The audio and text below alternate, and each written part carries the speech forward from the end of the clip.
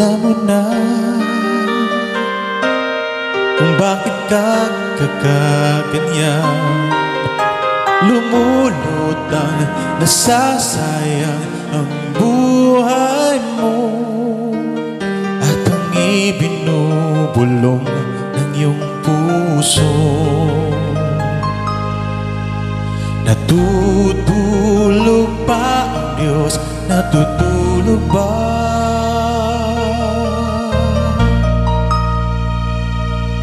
At ikaw ay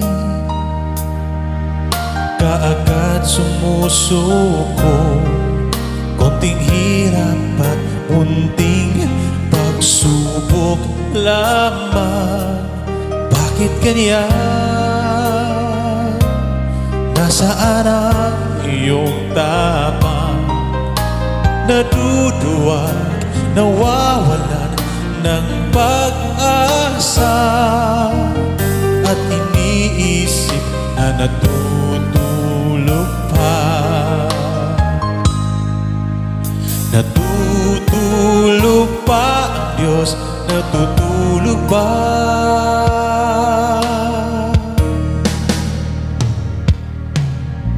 Sikapin mo, pilitin mo, tibayan ang iyong puso.